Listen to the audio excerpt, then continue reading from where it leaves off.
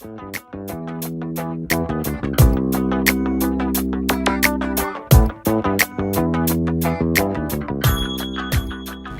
how are you? It's Wayne Mansfield here with an update for this week. I'll talk to you about a couple of things. You'll see in the background on the screens that during February we're starting our world tour of the social media of 2014. Love to see you at any of the cities. Over the next 12 months we'll probably do close to 60 cities across Australia, into Asia, Coles to Newcastle, so we'll do some in the US, some in the Middle East, and some in the UK. Look forward to seeing you when you do that. What I wanted to talk to you specifically about is the movie that's getting all the attention, called The Wolf of Wall Street, with Jordan Belfort. Now, I wrote an article for my blog, which you can go and read, waynemansfield.com, and which the headline is Jordan Belfort Sucks. Now, the reason for the headline was to get attention, because really what I wanted to talk about is that it doesn't matter what happens in your life, and his life was absolutely the worst that could possibly be. And after a little stint in jail, 22 months, and some soul searching, he's being able to reinvent himself. So what I'm talking about is that the future is always brighter than you think it might be, and the past is never as bad as you maybe imagine it to be. And my mantra for today and until 2020, which is sort of a point in what I'm trying to do over the next few years, is success belongs to those who can learn, unlearn and relearn, and let's get to 2020 together.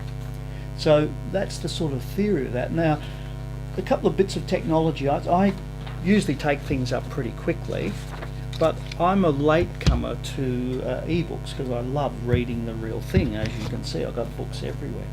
So I was reading the Wolf of Wall Street, so that when I go and see the movie, I'll see how much they'll muck the movie up. And it says that there's a second book called Catching the Wolf of Wall Street. And I thought I'd love to read that. I check it out and it's about $25. And I thought it's about time I invested in a Kindle. That's the packaging for the Kindle. Here's the Kindle itself, which is just fantastic, and take 2,000 books on there. And a couple of clicks, download the book, quarter of the price of the book in the bookshop. And I've enjoyed reading on my Kindle The Catching of the Wolf of Wall Street.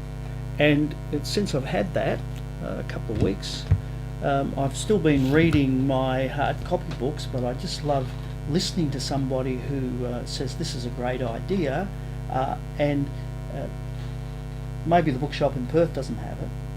I can get it online, but I've got to wait a week. But let me show you here. I'll just call this up.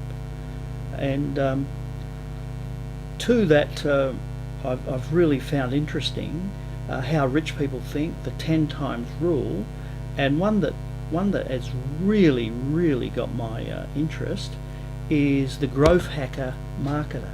And the Growth Hacker Marketer is how small companies have been able to outperform the giant companies of this world with little or no budget.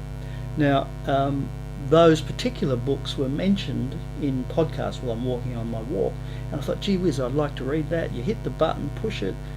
Amazon are amazing. One click, you click it, charges your credit card, and you've got it. Then another one that I'm really keen on, I'm keen on writing some books for the Kindle platform, and there's a book, How to Write This Book in a Weekend, Even If You've Flunked English, by a guy called Vic Johnson. And click, download it, it's fantastic. So if you haven't got there yet, the Kindle, now I have used the Kindle before. I've got it on my phone, and it works pretty well on that. I've got it on my iPad, it works pretty well on that, but I can tell you when it's on here, it's significantly better. So that's what I'd recommend to you. Have a look at that, particularly look at and look through what the Jordan Belfort story is, one of utter terrible ethics that works, and how he's reframed his life as to what he's going to do in the future.